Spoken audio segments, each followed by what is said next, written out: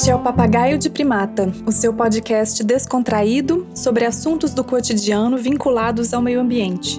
Uma colaboração entre a Bocaina Biologia da Conservação, pesquisadoras e pesquisadores que acreditam na comunicação da ciência e na capacitação em prol da conservação da biodiversidade. Eu sou a Lívia Ester e vim aqui te convidar para embarcar conosco nessa viagem. Nessa segunda temporada, escolhemos o papagaio para ser o nosso porta-voz. Aqui ele vai falar de assuntos do cotidiano onde a ciência está presente, com ênfase no meio ambiente, o seu habitat natural. A gente vê uma amizade especial entre papagaios e humanos. E aqui vamos aprender juntos uma nova forma de falar sobre as ciências socioambientais. Neste episódio, temos 3 convidados muito especiais: o ator Mohamed Harfouch, o Cláudio Pádua, fundador do Instituto de Pesquisas Ecológicas IP, e Efraim Rodrigues, professor da Universidade Estadual de Londrina. Estamos todos embarcados e navegamos em uma expedição que busca desvendar caminhos para a popularização da ciência. Não basta falar a língua do outro,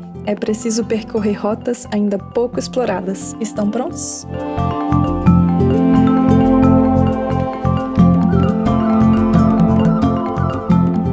Papagaio de Primata. Ah, gente, olha o papagaio outra vez. Eu tava pensando aqui em qual história contar hoje e fiquei refletindo sobre a biodiversidade que temos nesse planeta azul. Lembrei das histórias que já contei sobre a vida e como que alguns dos nossos estão mais do que nunca em perigo. Foi quando me recordei de um episódio não muito agradável. Um dia a gente estava navegando perto do litoral. Estavam todos animados porque o plano era encontrar um rio para abastecer o barco de água doce. De longe, eu avistei um rio gigante e comecei a gritar de alegria. Fiquei feliz demais. Não vi a hora de dar um mergulho naquela água fresquinha. O capitão, como sempre, foi guiando a embarcação e o Marujo lá na proa ansioso para já jogar a âncora. Eu também aqui na expectativa para praticar minha natação. Mas de repente, bem no meio do rio, a gente escutou um estrondo. O barco chacoalhou todo e os livros do capitão até caíram da estante. Eu mesmo quase caí do poleiro. Batemos alguma coisa no fundo do rio. Zica danada. Engraçado. Isso é meio estranho. Já subimos esse rio tantas vezes, isso nunca tinha acontecido. Será que tem alguma pedra diferente ou alguma madeira agarrada? Esse Marujo é animado demais. Não pensou 2 vezes. Amarrou uma ponta de corda na lateral do barco e a outra na cintura e pulou com seu óculos de mergulho para ver o que tinha acontecido bem de perto. Pessoal, vocês não vão acreditar não, mas a embarcação ficou presa em um banco de areia. O navio encalhou. Tamo lascado. Nossa, que perigoso isso. Já tínhamos encalhado perto da praia. Isso até acontece direto. Mas lá é só esperar a maré subir que o barco sai. Já no rio foi a primeira vez. Sorte que não danificou o barco. Mas foram horas e horas para tirar a gente daquela enrascada. O capitão e o Marujo pelejaram, mas a dupla é experiente. Eles conseguiram tirar a gente de lá antes do anoitecer. E enquanto a gente esperava as manobras, ficamos tentando encontrar um motivo para ter tanta areia naquele ponto do rio. Ele já foi tão profundo. Foi aí que o Marujo chegou com a explicação que matou a charada. Gente, isso aí infelizmente é um problema que tem acontecido cada vez mais nos nossos corpos d'água.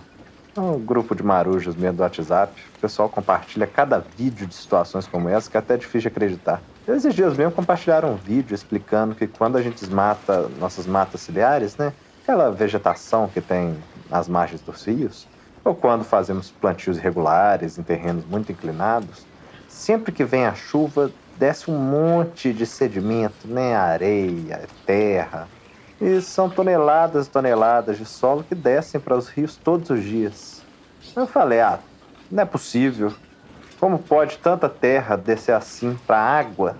Eu não sou nada bobo, fui procurar se a informação era verdadeira, né? Vai acreditar em telefone sem fio, saltou do campeonato, é bobagem. Aí fui descobrir que o vídeo era de um professor de geologia que trabalha com solos em uma universidade. Parece que tinha anos que ele estuda esse assunto. Fiquei curioso, continuei assistindo, né? Ele falou que os homens são inclusive agentes geomórficos. Palavra complicada, né? Mas isso quer dizer basicamente que a gente transforma a superfície terrestre com tanto de atividade que exercemos. Algumas são propositais, né? Como fazer uma terraplanagem aqui, outra ali, para construir uma casa ou estrada. mas a maioria da terra movida é consequência indireta das nossas ações, sobretudo da agricultura. Tirar o uso natural do solo traz graves consequências. Quando tiramos a cobertura vegetal, por exemplo, para plantar soja, todas as camadas superficiais do solo podem ser carreadas pela chuva. A camada de matéria orgânica é a primeira a ir embora e é ela que é a mais importante para a produção agrícola. E isso não vem de hoje. Li um livro uma vez que tinha umas anotações do naturalista Alexander von Humboldt, lá do início do ano de 1800, na atual Venezuela. Quando as florestas são destruídas, como são em toda parte da América, por obra dos plantadores europeus, com uma precipitação imprudente, as fontes de água secam por completo ou se tornam menos abundantes. Os leitos dos rios, permanecendo secos durante parte do verão, são convertidos em torrentes toda vez que caem pesadas chuvas em suas cabeceiras. Desaparecendo a relva e o musgo, juntamente com a vegetação rasteira nas encostas das montanhas, as águas das chuvas não sofrem obstrução em seu curso. Em vez de aumentarem lentamente o nível dos rios por meio de progressivas filtragens, durante as intensas chuvaradas, as águas sulcam os declives das colinas, empurram para baixo o solo solto e formam as súbitas inundações que devastam o país. Claro que sei que é muito importante produzir alimentos. É inegável que um dos maiores problemas da humanidade é a fome. É inadmissível que nessa altura do campeonato a gente tenha tantas pessoas passando fome no mundo. Mas aí cabe a reflexão, né? Quem será que produz o alimento que comemos? Uma vez eu li que no Brasil, mais de 80% das pessoas são alimentadas por produções locais, principalmente pela agricultura familiar. Então, quando a gente pensa nesses grandes latifúndios que produzem monoculturas, cabe uma reflexão, né? Será que esses produtores estão de fato contribuindo para solucionar o problema da fome no mundo? Será que não tem um jeito melhor de fazer isso? Essa eu não esperava. Quer dizer que os primatas bagunçaram até a dinâmica da superfície da Terra? Não tem jeito. Os primatas dessa espécie realmente modificaram o planeta. Foi aí que eu lembrei que já me falaram que para viver nós temos que gastar energia e que sempre sobra um rejeito desse processo. Então, simplesmente viver já gera um impacto no ambiente. E isso faz parte de qualquer ser vivo. Mas hoje em dia esse impacto se tornou insustentável.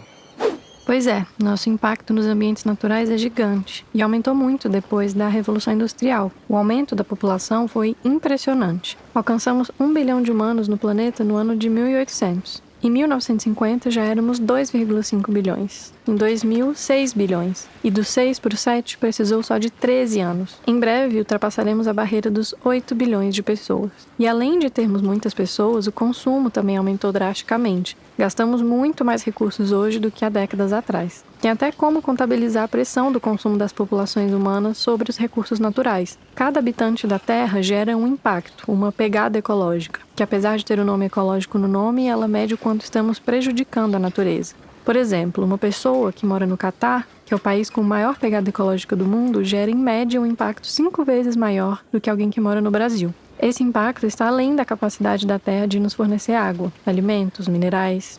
Para mantermos o padrão de consumo atual, precisamos de 1,75 planeta Terra. Isso significa que todo ano, os recursos que usamos para viver se esgotam no final de julho. O resto que gastamos entra como uma espécie de crédito negativo para a humanidade. E cada ano que passa, gastamos mais. Em 2019, alcançamos essa data limite no dia 29 de julho, 3 dias antes do que em 2018. E apesar desse impacto estar presente há séculos, tem pouquíssimo tempo que entendemos que a qualidade de vida e a persistência da nossa espécie dependem de ambientes naturais saudáveis. A biodiversidade está no cerne de tudo e está em declínio. Ah, pois é.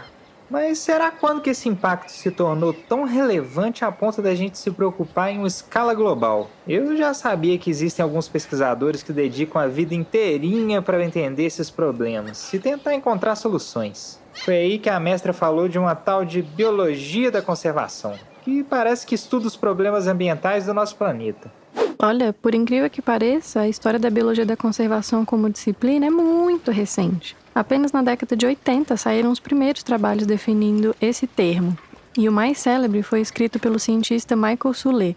Nesse artigo de 1985, descrevia a biologia da conservação como uma disciplina de crise, delineando o que era então um novo campo de estudo. A crise, tanto naquela época quanto agora, é chamada de Sexta Grande Extinção. É o único evento de extinção na história do planeta causado por um animal, ao contrário de atividades vulcânicas, eras do gelo ou impacto de um meteoro.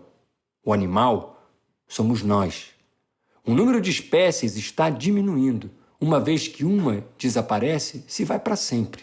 A vida continuará, mas o planeta não será o mesmo. Então quer dizer que biologia da conservação só se consolidou na década de 80? Não é possível. Isso foi ontem. Muito papagaio e muito primata que eu conheço já era vivo. Alguns já fazendo aquele estrago no planeta. A naturalista entrou na conversa contando mais detalhes sobre essa história. Além de contribuir para a consolidação da biologia da conservação como área do conhecimento, o Soulet fundou, junto com outros 2 pesquisadores incríveis, o Thomas Lovejoy e o Edward Wilson, a Sociedade de Biologia da Conservação. Os avanços da biologia da conservação como área do conhecimento se devem muito a essas pessoas. Mas, claro que muita coisa já mudou. Lembro de uma conversa que eu tive há pouco tempo atrás com o professor Efraim Rodrigues. Foi ele que escreveu o livro de Biologia da Conservação mais lido do Brasil. Definição é uma coisa complicada, né? Porque sempre que um professor, alguém experiente, coloca uma definição, naturalmente as pessoas com menos experiência, os alunos tal, prestam atenção e têm até uma inclinação a decorar aquilo. E isso acaba sendo talvez mais prejudicial do que benéfico, né? Porque a pessoa substitui um entendimento anterior que ela tem e que muitas vezes é rico, né, por um outro entendimento que talvez até possa estar vindo de uma pessoa com mais experiência, mas que não é dela, né? Mas assim, já que você pediu, eu abri o Biologia da Conservação aqui na página 5, até para eu mesmo me lembrar do que eu escrevi já há algum tempo, né? E eu estou vendo que a definição de Biologia da Conservação, a definição mais popular, né, aquela do Michael Soulet, lá dos anos 80, que já tem agora muitas décadas de vida, ela não serve de maneira alguma como uma definição de uma ciência, né? Ciência não pode ter objetivo, né? Uma ciência como matemática, como biologia, química, física, elas não têm objetivo algum. A busca delas é por um aprofundamento do conhecimento, ela não pode ter objetivo. E recentemente, exatamente para resolver essa esquizofrenia da definição de uma pessoa que é uma inspiração para todos nós, né? Pelo amor de Deus, fala mal de Michael Soulet, né? Ele foi a força criadora, a força geradora de muito do que se fez em biologia da conservação depois dele. Mais recentemente, a gente tem se referido à biologia da conservação como uma ciência normativa. E isso já abre um espaço para acomodar um propósito, né?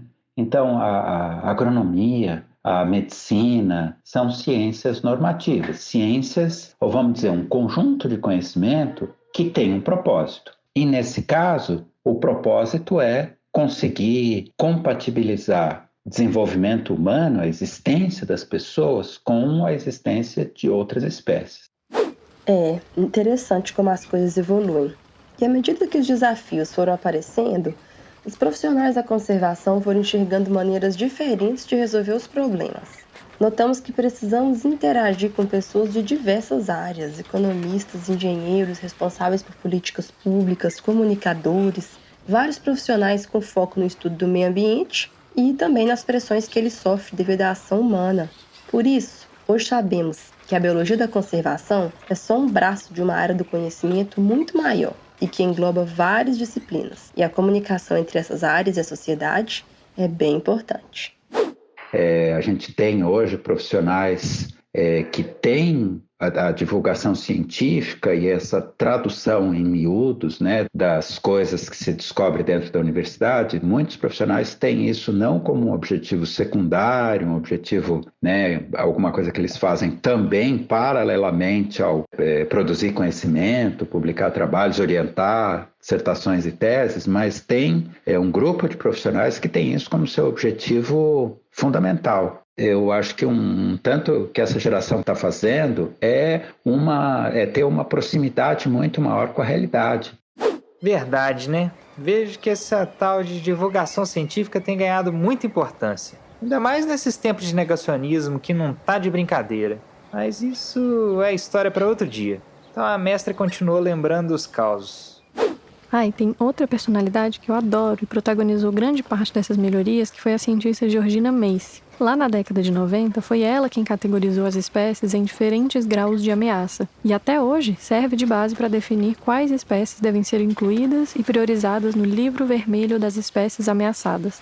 Mace foi a primeira presidente não americana da Sociedade Internacional de Biologia da Conservação e a primeira mulher presidente da Sociedade Britânica de Ecologia. Sua capacidade de combinar teorias econômicas com ecologia super ajudou a consolidar os conceitos da biologia da conservação. E em 2014, a Georgina escreveu um trabalho lindo. Ela notou que lá para a década de 60, 70, nós enxergávamos que a natureza deveria seguir por si só. Investimos em parques e achamos que só isolando a natureza do homem que conseguiríamos fazer conservação. E esse pensamento foi mudando com o passar das décadas. Nos anos 80 e 90, nos dedicamos ao combate das pressões e ameaças às espécies e ambientes. Nos anos 2000, vimos que também temos que considerar o valor econômico da natureza, seus serviços ecossistêmicos. E Georgina disse que desde 2010 começamos a realmente entender que existem relações dinâmicas entre as pessoas e a natureza, e que não faz mais sentido acharmos que não fazemos parte dela. Já alteramos tantas coisas, agora temos que focar na resiliência da natureza, entender como ajudá-la, desenvolver mecanismos para adaptação a situações futuras. Com a mudança de paradigma, agora vemos que a preservação precisa evoluir para a manutenção e a adaptação. É tudo muito recente mesmo, hein, primatas? Mas, falando assim, parece que antes disso não existia nenhuma iniciativa de conservação da biodiversidade e nem preocupação com os problemas ambientais. É claro que o homem se preocupa com os problemas ambientais há milênios. Mas o que temos que lembrar é que esse contato constante entre as populações só veio com a globalização da comunicação e do transporte. Mas antes, era difícil conhecer os diferentes costumes e maneiras de enxergar a natureza de cada grupo de Homo sapiens. Muito dessa história se perdeu e se perde até hoje quando as práticas dos povos originários são negligenciadas. Poucas informações ficaram documentadas, mas ainda podemos aprender muito com as culturas que têm essa forte conexão com a natureza. Entre os filósofos, Heráclito chegou à percepção de que a natureza não é estática, imutável, mas está constantemente em mudança ou transformação há mais de 2.500 anos. Ninguém pode entrar 2 vezes no mesmo rio, pois quando nele se entra novamente, não se encontram as mesmas águas e o próprio ser já se modificou. Portanto, o real é sempre fruto da mudança. Até podemos arriscar dizer que o fluxo de nutrientes e materiais tem sua base em Heráclito. Ele e outros filósofos eram chamados filósofos da natureza, porque buscavam nela um elemento natural a partir do qual eles pudessem explicar a origem do universo. Em contraste, o Parmênides acreditava que tudo estava em repouso e era imutável. O debate entre as teorias desses dois filósofos foi importante para que se buscasse formas de descobrir a verdade sobre essas questões. Já na filosofia clássica, Aristóteles afirmava que a natureza tinha um propósito, e essa visão utilitarista prevaleceu por muito tempo. Esses filósofos da antiguidade trouxeram tantas contribuições.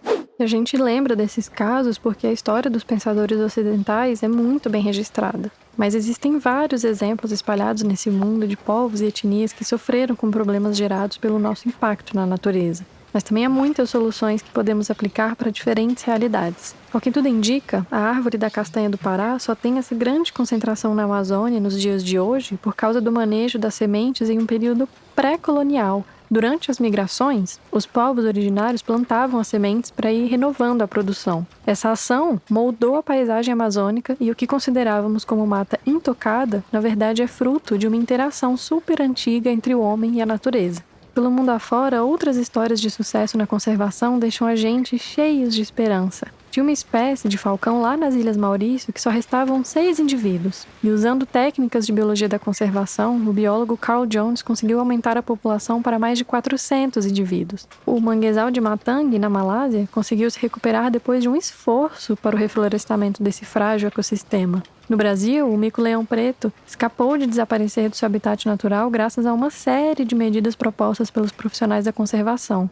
São inúmeros os casos.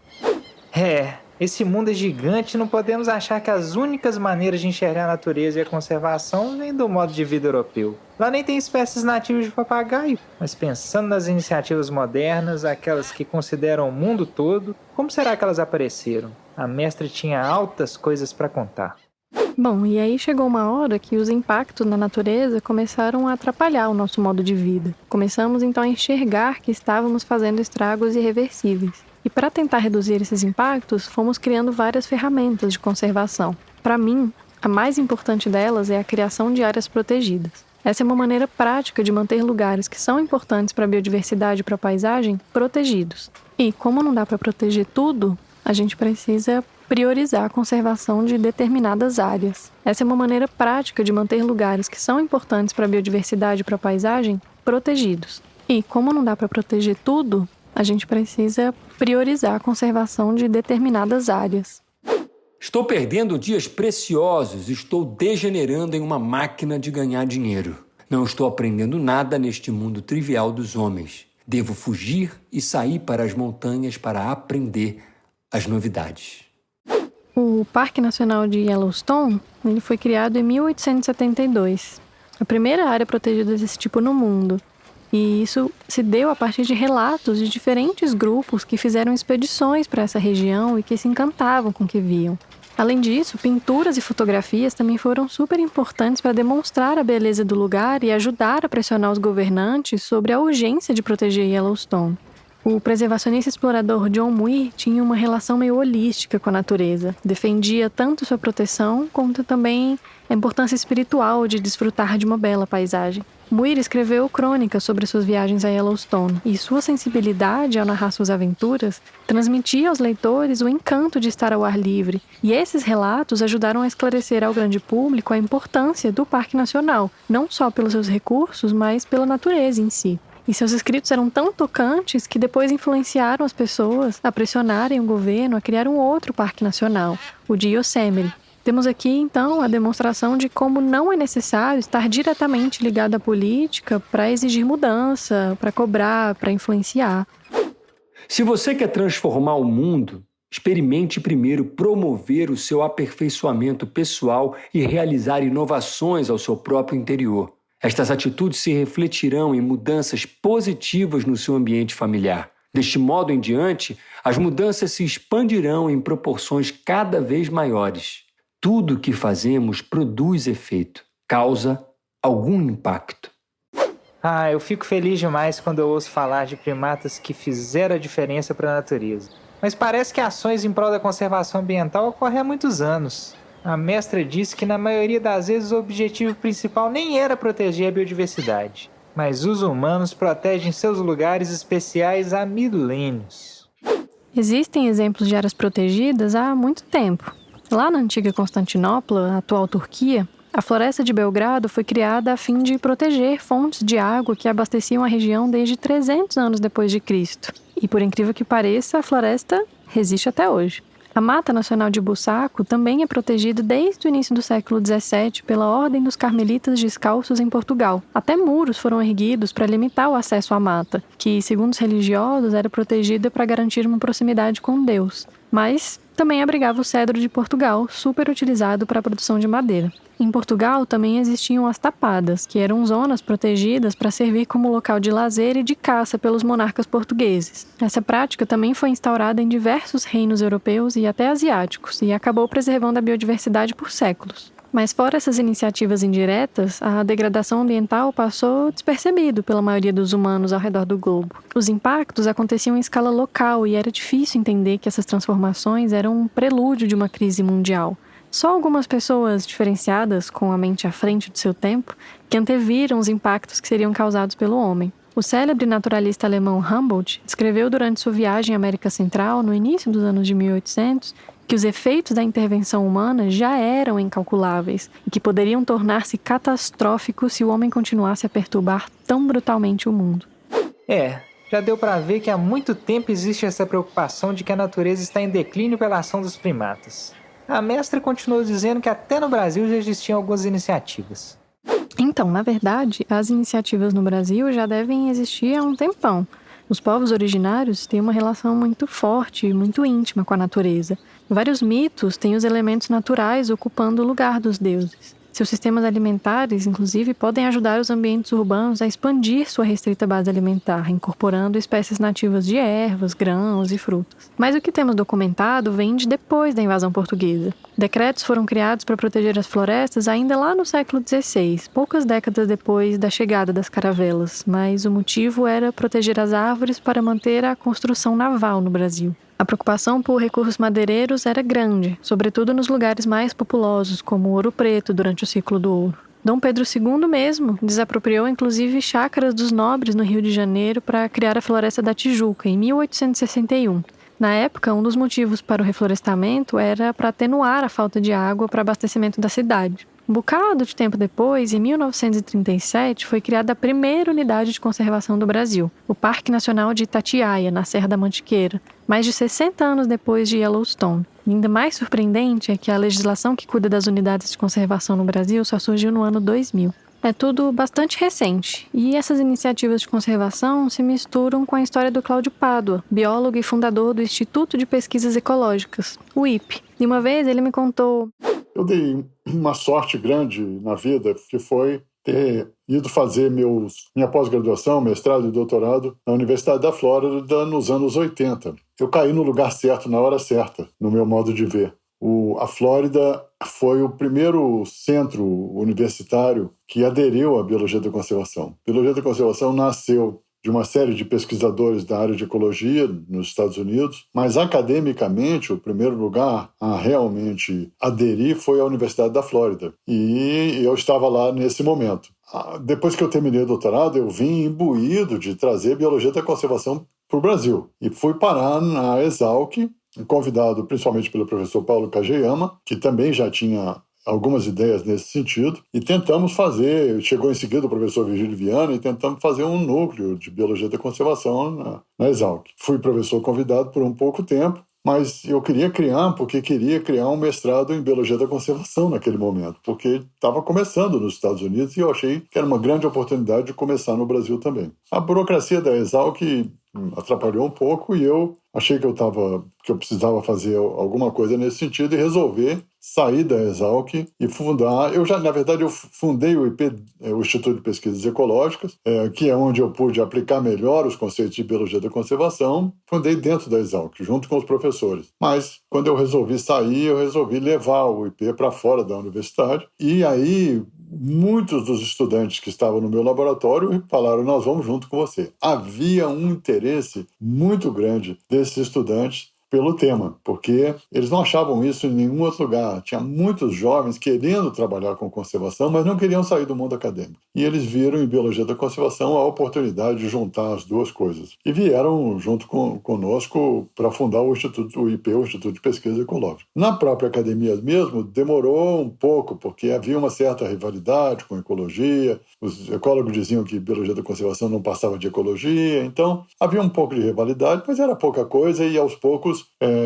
foi se acomodando a situação, porque biologia da conservação, na verdade, era muito aplicado e muito decidido a responder perguntas, efetivamente, perguntas do mundo real. Então, é uma coisa um pouco diferente das perguntas acadêmicas de ecologia, que são perguntas do mundo acadêmico. E, na verdade, todo mundo estranhava muito no começo, porque eu comecei a falar de genética para fazer conservação. Eu estudei genética de mico-leão preto, e os técnicos da SEB perguntavam: mas para que genética? Por que você tem que estudar genética? Isso não é importante. E eu, calmamente, tentava explicar como genética é importante quando você está tratando de pequenas populações. E esses mesmos argumentos, essas mesmas pesquisas, que são pesquisas com perguntas muito aplicadas, foram muito importantes para tentar influenciar políticas públicas, embora tenha demorado um pouco a acontecer, porque as pessoas não estavam realmente acostumadas a isso.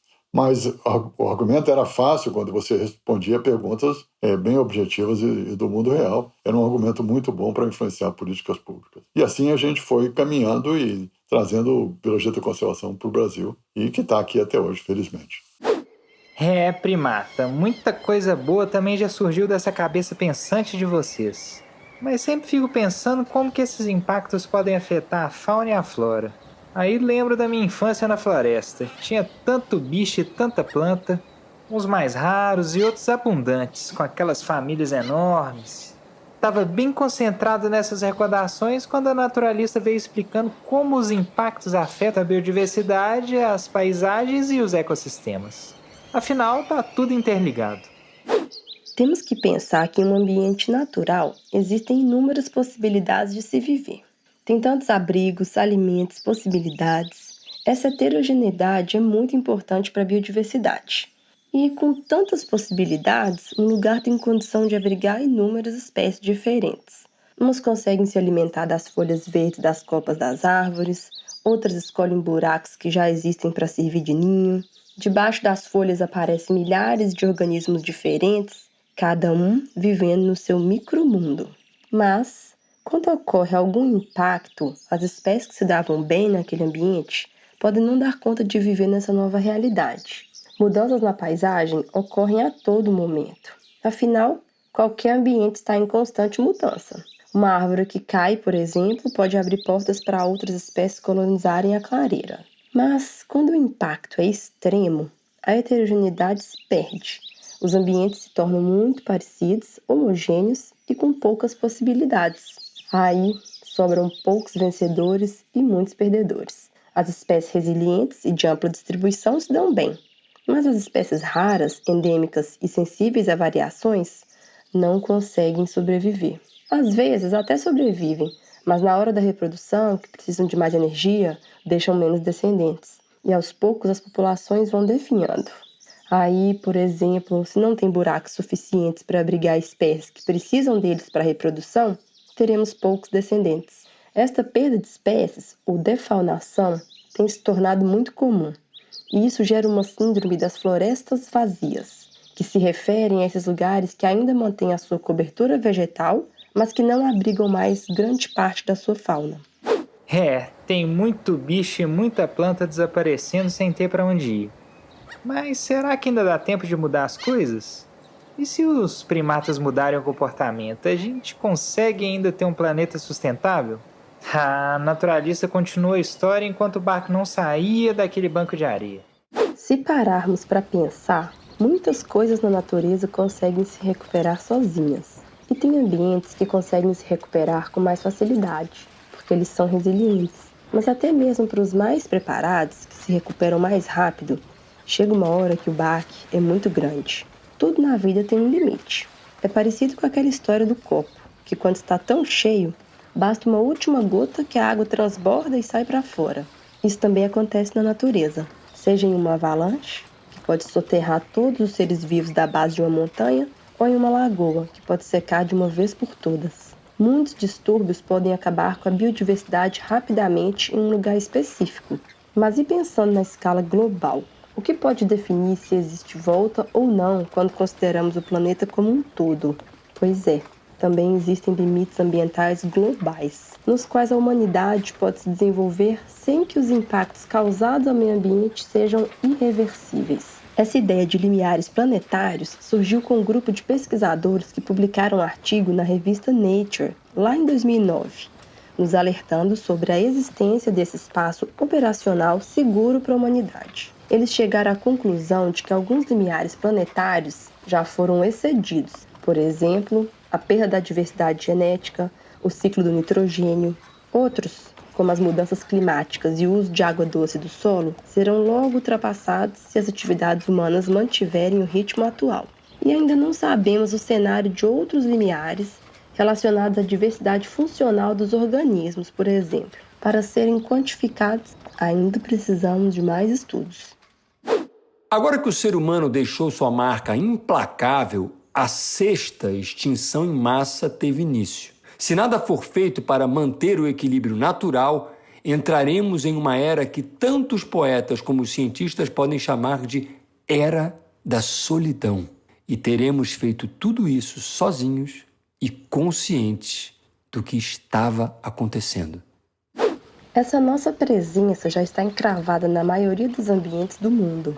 Tem estimativas de que apenas 3% de toda a área do planeta Terra está intacta e sem intervenção humana. O restante já foi modificado pela nossa presença. Claro, alguns mais do que outros.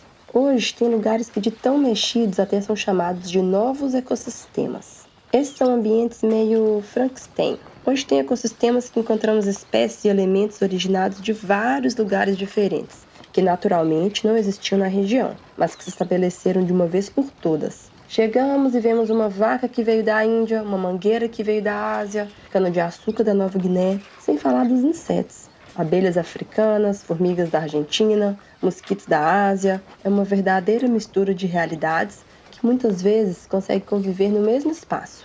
Até os solos podem ser importados. Mais de 110 milhões de toneladas de nitrogênio são produzidos por ano para serem misturados nos solos. Imagina o impacto disso para as espécies que estavam adaptadas a um solo pobre nesse nutriente. Não precisa nem falar que, além da estrutura ter mudado nesses ambientes, a sua função também mudou. A energia que sustentava o ambiente natural vinha principalmente da fotossíntese das plantas. Aquela velha história da produtividade primária e da pirâmide alimentar regendo o fluxo de energia. Mas nos novos ecossistemas, novas e poderosas fontes de energia aparecem. Combustíveis fósseis, atômicos e as tecnologias sustentam um novo ambiente urbano que tem pouco ou nenhum paralelo na natureza. Uma coisa é certa: esses novos ecossistemas são muito recentes, mas vieram para ficar. E temos que encontrar uma maneira de, nesse novo contexto, proteger espécies e serviços ecossistêmicos, antes que os limiares globais cheguem. A atual sociedade urbano-industrial não só impacta os ecossistemas naturais de suporte à vida, mas também criou arranjos inteiramente novos que podemos chamar tecnoecossistemas. Eita, nós, novos ecossistemas? Essa é nova pra mim. Mas é uma história que explica muita coisa, né? E se não tem mais volta, a gente realmente tem que investir em transformações das cidades para trazer de volta os bichos e as plantas nativos. Eu mesmo já vi por experiência própria que um simples coqueiro pode salvar a vida de uma família de papagaios. Todas as iniciativas de cidades verdes ajudam demais, mas claro que não é suficiente para manter todas as espécies em completa harmonia com os humanos. Os elefantes, por exemplo, só ocupam áreas com menos de 15 pessoas por quilômetro quadrado.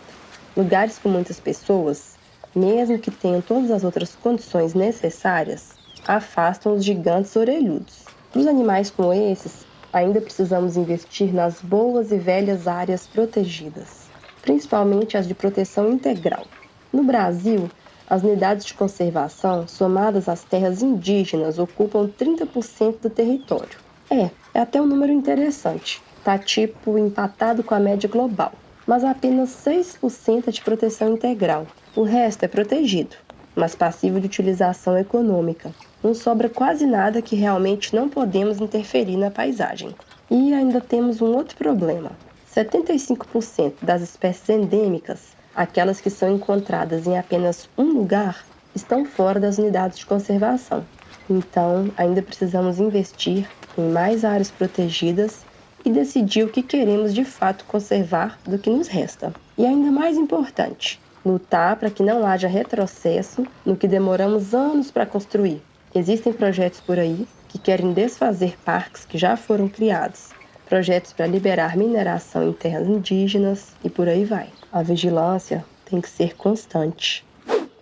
Primatas, eu acho muito estranho que mesmo com esse tanto de evidências, grande parte de vocês nem liga para os problemas ambientais. Será que não é sempre melhor viver em uma cultura da conservação? O sábio marujo que estava descansando um pouquinho daquele tanto de manobras apareceu para dar uns pitacos. Eu sempre fui muito interessado por esse assunto. Acho que minha criação ajudou. Tive contato com a natureza desde pequeno e, parafraseando o grande ambientalista Chico Mendes, que foi assassinado no Acre na década de 80, ecologia sem luta de classes é só um tipo de jardinagem.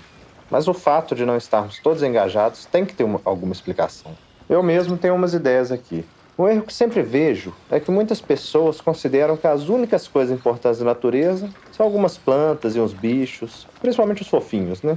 Mas, gente, a natureza é muito maior do que só biodiversidade. Se focarmos ações de conservação somente na biodiversidade e não na tão plural natureza, Perdemos a chance de cativar mais pessoas e fazê-las ter empatia pela causa. Perdemos as relações culturais e como estão ligadas a cada lugar desse nosso país.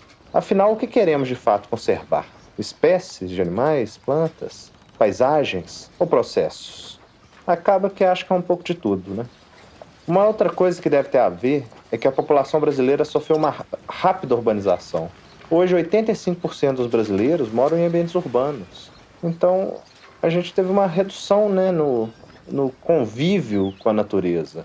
E dessas pessoas que vivem nas cidades, muita gente acha que não tem biodiversidade lá, no máximo uns pombos voando. E aí acaba que elas não veem importância em conservar.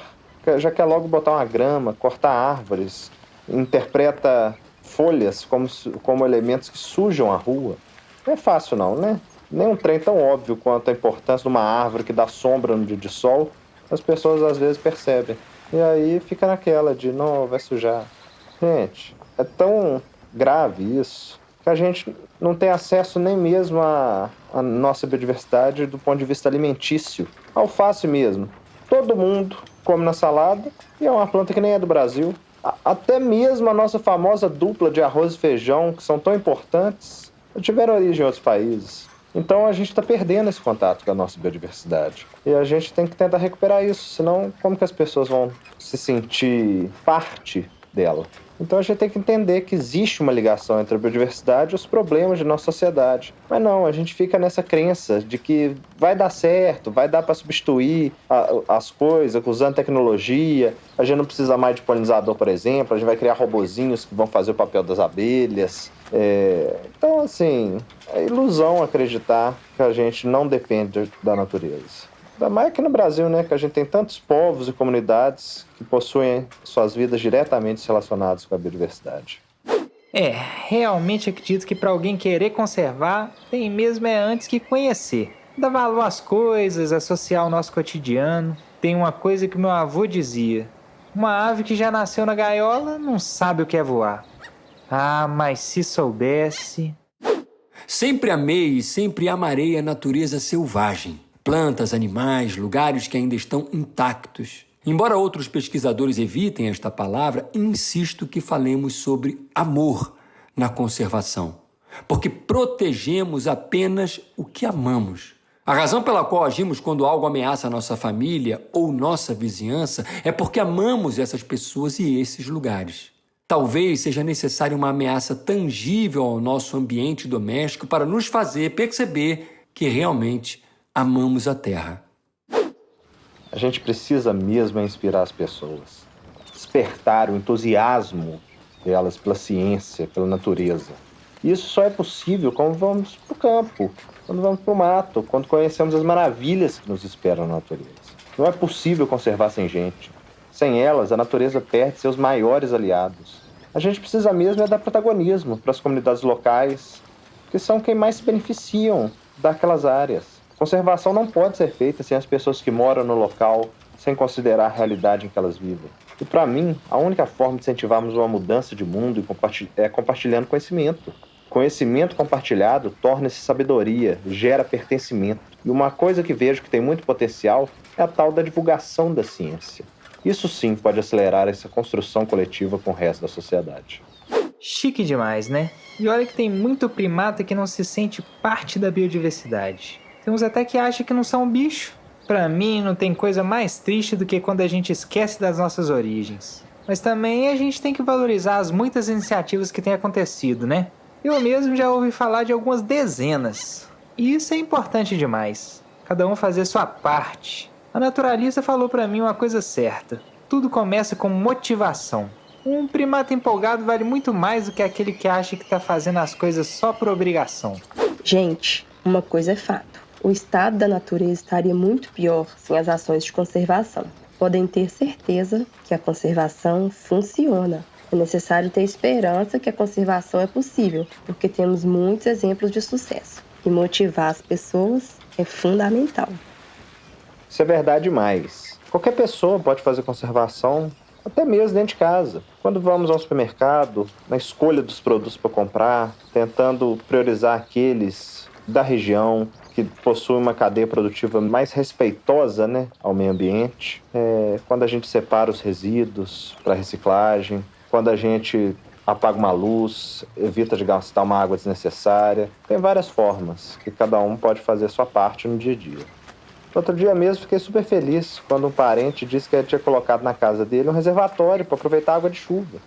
A gente aqui no barco é muito preocupado com isso, né? A água doce aqui vale ouro. Então a gente tem que explorar pequenas soluções. E são essas pequenas coisas que geram uma mudança, que pode ser o começo de uma transformação muito maior.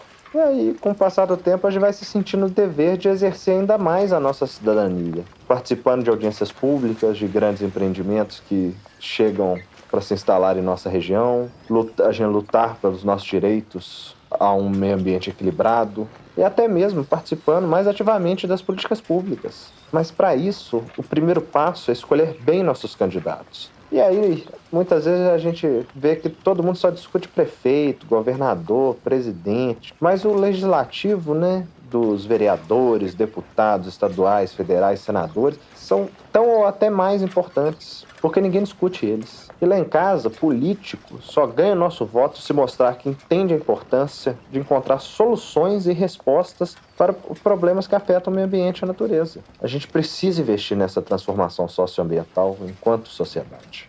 O Pontal do Paranapanema, onde a gente trabalha há muitos anos, é um local, foi uma grande reserva e ainda é, nunca deixou de ser, mas que foi ocupada durante os anos 50, 60, por aí. E ela foi ocupada por grandes fazendeiros. E depois, já nos anos 80, 90, ela foi ocupada pelo Movimento Sem Terra. Depois da ocupação do Movimento Sem Terra, o governo de São Paulo resolveu que ia criar um decreto para resolver a situação fundiária e ia fazer acordos com os fazendeiros. O Estado estava processando eles por invasão da grande reserva e ia ceder terra em troca de uma desistência de disputa e cessão de terra para a reforma agrária. Eu, inconformado com isso, fui falar com a diretora do Instituto de Terra do Estado de São Paulo. E disse a ela que era um absurdo ela fazer isso, porque aquilo ainda era uma grande reserva. E ela me disse, olha, Cláudio, eu estou envolvida com assuntos sérios, sociais, e isso tem morte, tem disputa de terra, essas coisas. Você vem falar de meio ambiente numa hora dessa? Eu falei, claro, eu acho que você teria que dividir social e o ambiental para ter um espaço para cada um. Ela não se conformou e eu falei que iria processá-la. Ela disse que se eu processasse, ela ia me acusar de estar parando a reforma agrária. E eu saí dali extremamente chateado de São Paulo, em São Paulo capital, peguei um ônibus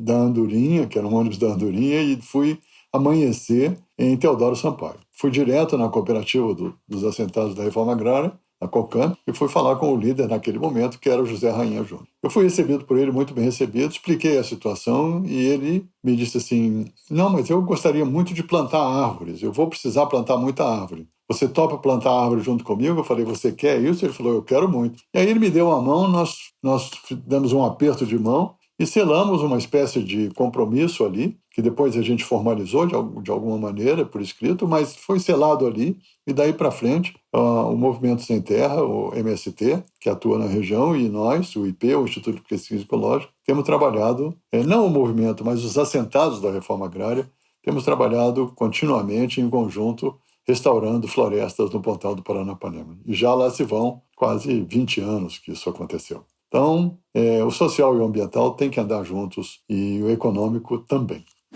Massa, primata. Parece que a mudança de comportamento é o segredo. Mas cá pra nós. Eu acho um pouco de ingenuidade achar que também só as mudanças pontuais no modo de viver são suficientes. O capitão me disse uma vez que essa transformação vai além de simplesmente mudar o nosso comportamento. Essa transformação vai além de simplesmente mudar o nosso comportamento. Claro que fazer a sua parte já é ótimo, mas a pressão por mudança tem que ser também no sistema como um todo. A culpa por impactos não pode ser julgada apenas nas atitudes do dia a dia das pessoas. Os grandes empreendimentos também são responsáveis por boa parte dos impactos no meio ambiente. Então, não se trata apenas de educar as pessoas, temos que mudar a forma de fazer política, de ver a política. Tem um lema que eu gosto bastante: ciência e política para a natureza e para as pessoas. Essa ideia é de um grupo formado por vários países, que criaram a plataforma intergovernamental sobre a biodiversidade e serviços ecossistêmicos. Uma dica é seguir esse pessoal nas redes sociais. Estão sempre colocando atualizações sobre temas ambientais e de governança. Uma coisa que eles sempre apontam é sobre o que causa mais perda de biodiversidade. Na verdade, são algumas coisas. As campeãs são a perda de hábitat. Quando se minera uma montanha, por exemplo, aquela atividade está destruindo vários hábitats, como cavernas e campos rupestres. Outras causas são as mudanças climáticas, a sobreexploração dos organismos, poluição e até espécies exóticas invasoras, que na maioria das vezes são levadas por pessoas e colocadas em ambientes que não são naturais delas. Não vai achando que o tal cidadão primata comum da família brasileira não tem culpa no cartório. Mas o capitão já foi indicando quem que ele acha que são os principais responsáveis. Para falar a verdade, vários desses impactos que acabei de citar estão relacionados aos grandes empreendimentos, que devastam áreas naturais e muitas vezes não conseguem mitigar os impactos. Acontece que, mesmo sabendo que a instalação de um empreendimento pode causar muito impacto, ele vai lá e consegue se instalar. Aí é o mercado quase sempre falando mais alto, né? Mas isso é um reflexo da sociedade. Não adianta achar que empresas vão mudar o comportamento se não tiver uma pressão social, buscar mudança de fora. Então temos que mudar nossa forma de avaliar essas questões. É difícil mudar um comportamento social, ainda mais quando ele é bombardeado há décadas por propagandas que dizem que está tudo bem. Ou será que você nunca ouviu que agro é pop, agro é tudo? Difícil competir quando apenas um lado fala que vai trazer coisas boas, como empregos e girar a economia local, mas ignora os passivos que sua atividade também pode gerar. E é mais difícil tentarmos convencer de imediato pessoas que estão precisando de emprego que elas devem abdicar de uma possível fonte de renda que quer se instalar na sua cidade. Acho que o problema nesses casos é que falar de conservação e de sua importância é um exercício contínuo, duradouro. A conservação não é imediatista e muitas vezes não é palpável. As pessoas até entendem que preservar uma montanha vai preservar toda a biodiversidade e a água de suas nascentes para as próximas gerações, mas normalmente ela também tem uma preocupação imediata de ter um recurso financeiro para colocar comida em casa, e isso é para agora. E é por isso que eu disse no início que devemos pressionar o sistema como um todo. Porque se o município se torna dependente de uma única atividade, como a mineração, por exemplo, a população fica refém dessa atividade. E mesmo quando acontecem tragédias e crimes, como as barragens que estouraram em Minas Gerais, os municípios fazem pressão para a atividade voltar e retomar os empregos. O que precisamos é diversificar as possibilidades de serviço nos municípios. Os políticos precisam mostrar novas possibilidades. E essa pressão também tem que ser constante, mesmo que leve algum tempo. E é essa iniciativa de colocar sempre em debate um uso mais racional dos nossos recursos é que deve ser amplamente conquistada, tem que estar enraizada na nossa cultura. E quando o empreendimento acontecer, ou eventualmente acontecer, a restauração apropriada tem que ser realizada. Lembro da vez que o professor Efraim nos visitou. Ele já escreveu um livro sobre a ecologia da restauração. Então, resolvi perguntar a ele sobre o que ele achava sobre restauração. E ele fez uma analogia muito boa. É muito interessante essa tua pergunta sobre restauração, e as pessoas me fazem isso frequentemente, me fazem essa pergunta frequentemente, esperando que um cara que escreveu um livro chamado Ecologia da Restauração vá falar maravilhas sobre ela, né? De que o tanto que pode ser feito para conciliar atividades humanas e biodiversidade. De fato, tem muito. De fato, isso está lá no livro, mas eu gostaria muito que as pessoas encarassem a ecologia da restauração, seja a área, ou seja esse livro-texto que eu escrevi aí, da mesma forma que elas encaram tomar a glicose na veia. Estando a pessoa doente, claro que tem que tomar, e é claro que tem jeitos de fazer isso, jeitos bons e jeitos ruins, e é melhor que seja feito do jeito bom, obviamente, né? Mas tomar glicose na veia não é algo que a gente procure ou que a gente ache positivo, né? O que a gente acha positivo é a pessoa, obviamente, não precisar tomar glicose na veia, e todos os esforços devem ser feitos nessa condição, né? É como um plano B, né? Colocamos a restauração como um plano B. Tendo dado tudo o que tem que dar certo antes, tendo dado errado, aí se usa o plano B. As soluções são as mesmas de sempre, né? É pressão política, pressão econômica, e assim os empresários irão, talvez, né, se mexer. Mas isso significa uma subtração no bolso dele, e eles não farão isso voluntariamente, né? Farão quando começar a custar. Do mesmo jeito que nos anos 80 a Vale do Rio Doce começou a pensar em unidades de conservação, como Soretama, começou a ter departamentos de meio ambiente, começou a produzir umas mudas lá. Enfim, o objetivo era produzir folders coloridos e bonitos para os japoneses, que eram os grandes consumidores de aço da época, né, dos anos 80. Né? Até onde eu sei, os consumidores chineses não são tão exigentes quanto os japoneses, né? Mas a Europa, como consumidora de commodities brasileiras, Estados Unidos também, existem mercados exigentes, né? E são eles, talvez, a via para a gente produzir essas commodities, seja minério de ferro, seja soja, seja outras que a gente produz e que degradam bastante, né? Com melhores critérios em relação à conservação e exigindo menos restauração. Bom, enquanto isso não se resolve, certamente, né, que tem muito a fazer sobre restauração nos âmbitos físicos, químicos e biológicos, e é claro que tem que ser feito, né? É claro que é muito melhor tomar glicose na veia, o soro, enfim, do que morrer desidratado, né? Claro. Esse tipo de debate não pode ficar só entre empreendedor e órgão público. Ele deve ser ampliado para toda a sociedade. E mesmo que ainda tenhamos audiências públicas, elas são muito pontuais. Esse tipo de conversa deve ser mais constante. Afinal, estamos falando de modificar territórios, impactar ambientes de forma definitiva e às vezes até extinguir espécies. Então, são escolhas que precisam ser conversadas com todos e em todas as idades. Mas para ser mais prático, algo que podemos fazer de imediato é prestar atenção em nosso legislativo. Afinal, quase sempre são as leis que definem o que vamos conservar ou permitir destruir. Eu lembrei aqui que tem um grupo formado por deputados e senadores que ficam de olho em como a conservação está sendo tratada nas políticas públicas. Eles são da Frente Parlamentar Ambientalista, que foi criada há pouco tempo, tem uma década só. E além de sempre estarem propondo normativas ambientais, eles têm no seu site um observatório de leis, que é muito interessante de acompanhar. Nele, a gente consegue navegar por vários temas ambientais, como agrotóxicos, água, fauna, mudanças climáticas, entre outros. E em cada um desses temas, eles colocam quais as normativas que estão sendo propostas por qualquer político e fazem uma avaliação se a normativa foi pensada para contribuir com o meio ambiente ou se o político está com uma proposta para flexibilizar ainda mais os impactos em nossa natureza. Recomendo a todos acompanharem de perto, ter esse costume e interesse de saber como estão tratando nossas políticas públicas ambientais. Em todas as coisas da natureza existe algo de maravilhoso. Não é fácil fazer conservação. Já sabemos que a grande riqueza do Brasil é a sua biodiversidade e temos que começar a agir baseado nessa evidência. A vontade política só vem com a demanda da população e isso começa na escolha do voto. Primatas, finalmente o nosso barco desencalhou.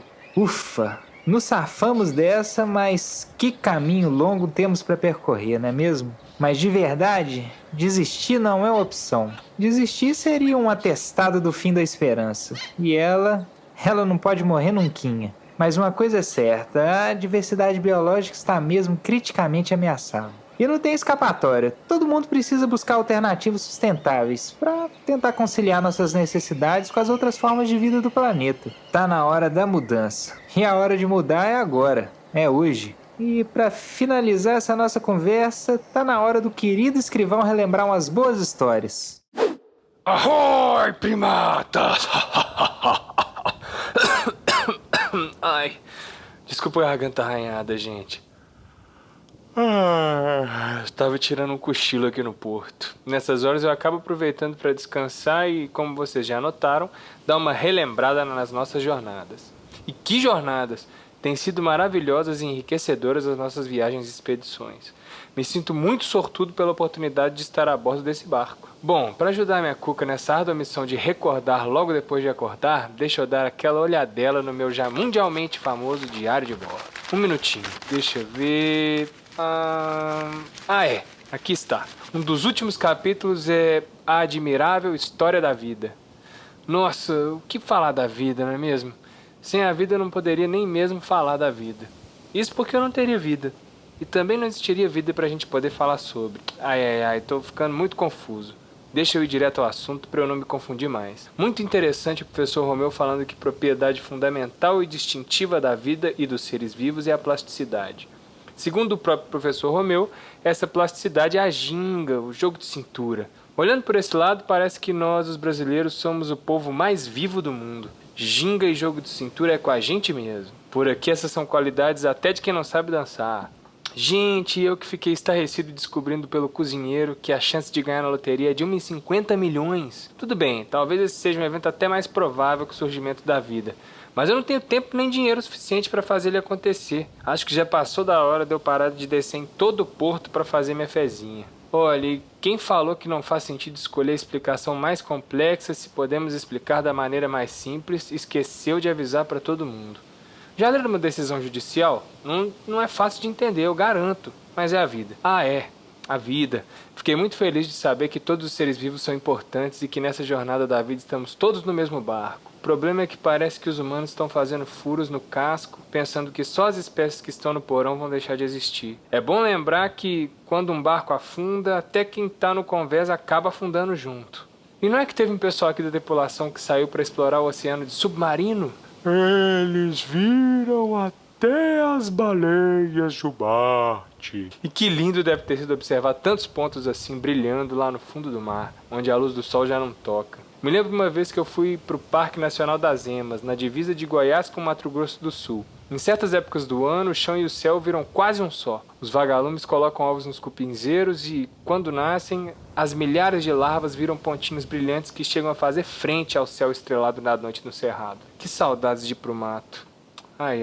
Bom, deixa eu abrir as garrafas que encontrei durante essas últimas expedições. O Celso Renato Cadorini falou: saudações, papagaios! Escrevo para reforçar os elogios que fiz na primeira temporada. Vocês estão mantendo o alto padrão dos episódios. Parabéns! Aliás, acabei de ouvir o 3º episódio da 2ª temporada. Fico feliz porque descubro cada vez mais podcasts de divulgação científica como vocês e penso que isso é mais importante do que nunca no atual momento de ataques contra a ciência e o meio ambiente no país. Divulgar ciência no Brasil é um ato de cidadania. Grande abraço. Outro abraço para você, viu, Celso? A gente fica muito feliz com o seu contato e realmente, divulgação científica é um ato de cidadania. Que bom que vocês acompanham, porque se não acompanhasse isso não teria sentido nenhum, né? Essa é do Frederico Amaral Queiroga. O episódio do papagaio ficou muito bom. Parabéns, Psitacídeos primatas. Fiquei encantado com a parte poética do episódio, além dele trazer informações importantes para nós adotarmos algumas práticas e cobrar os governos por políticas públicas. Valeu, Frederico. A gente fica muito feliz com o seu contato e saber que você está acompanhando e gostando do podcast. Abel Carvalho. Escutei o episódio sobre os oceanos e adorei a parte dos tubarões. Mesmo estudando biologia e vendo muita palestra sobre, eu tenho muito medo desses animais. Isso definitivamente foi formado em mim quando eu era criança, pois via filme Tubarão. Não sabia que o autor do livro que inspirou esse filme dedicou parte da sua vida para a conservação desses animais. Chique demais. Pois é, Bel, muito legal, né? Tem gente que só de escutar o tan tan tan tan tan tan tan tan tan já sente um frio na espinha, né? Mas esses animais são muito especiais. A Bia Robb falou: como prometido, voltei para falar o que eu achei do podcast e vocês estão de parabéns. Essa temporada temática está muito interessante, com assuntos importantes a serem discutidos. Acompanho a Bocaina desde 2017, quando assisti os vídeos do canal do YouTube para a prova do mestrado. E hoje, como mestre em conservação da fauna, não podia deixar de escutar esse podcast. Continuem com um lindo e interessante trabalho. Bia, bom saber que você acompanha há tanto tempo, muito legal saber que a Bocaina foi parte importante aí na sua formação. Parabéns pelo título de mestre. E a Júlia Galo falou: ficou muito bom o episódio 6, vocês estão de parabéns. Vocês que estão de parabéns com essa interação toda, né, gente? Cada mensagenzinha dessa é uma alegria para toda a tripulação. Por isso, se você, primata, está gostando das nossas histórias e quiser conversar com a gente, envie uma mensagem. Sinal de fumaça, código Morse, mensagem na garrafa. Com certeza o escrivão aqui vai dar um jeito de decifrá-la e vai dividir com todos do barco. Muito obrigado, até a próxima e fui!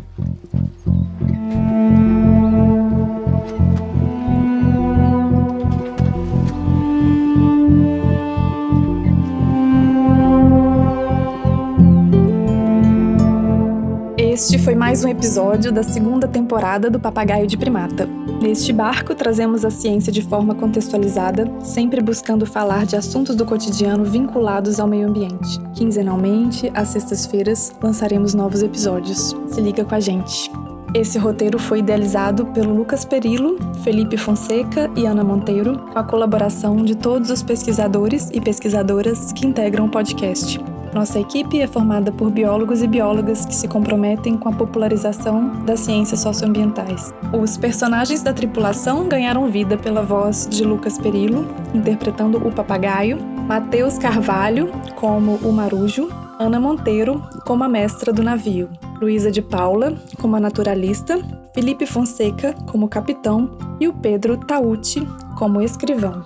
Contamos com a participação especial do ator Mohamed Harfouch. Ele interpretou 9 passagens. O relato de Alexandre von Humboldt sobre as suas viagens naturalistas na América Latina. As falas do Dalai Lama sobre a nossa força de mudar o mundo. De Edward Wilson sobre a sexta extinção. As 2 falas de Michel Soulet sobre a biologia da conservação. E ainda as frases do filósofo Heráclito sobre a mudança das coisas. Do explorador John Muir sobre o aprendizado no campo. Do professor Zev Naver sobre os tecnoecossistemas. E do filósofo Aristóteles sobre as maravilhas da natureza. Mohamed encerra sua participação com uma frase de William Shakespeare. Pois a natureza não nos faz crescer apenas em forças e tamanho. À medida que este templo se amplia dentro dele o espaço reservado para a alma e para a inteligência. Tivemos ainda 2 outras participações especiais, a do Cláudio Pádua, administrador de empresas, conservacionista, professor aposentado da Universidade de Brasília e fundador do Instituto de Pesquisas Ecológicas IP, e de Efraim Rodrigues, professor da Universidade Estadual de Londrina e escritor de diversos livros, sobretudo o Biologia da Conservação e o Ecologia da Restauração. A composição do tema e a edição são da Som do Cosmo. Agradecemos imensamente aos parceiros, amigos e familiares que contribuíram com doações para viabilizar essa etapa de criação do episódio. O nome de todos está no nosso site como forma de agradecimento. Não se esqueça de entrar no nosso site www.biologiadaconservação.com.br/papagaio de primata. Sempre criamos uma página exclusiva para cada episódio, com todas as referências, sugestões de leitura e vídeos complementares. Visite a nossa multiplataforma para mais informações sobre ciência, meio ambiente e sociedade. Claro, nós sempre queremos ouvir de você, primata. Tá gostando? Tem críticas? Sugestões? Manda um e-mail pra gente no papagaiodeprimata@biologiadaconservação.com.br ou deixe seu comentário diretamente na página do episódio. O podcast Papagaio de Primata é organizado pela Bocaina Biologia da Conservação, em parceria com pesquisadores e pesquisadoras que acreditam na comunicação da ciência e na capacitação em prol da conservação da biodiversidade.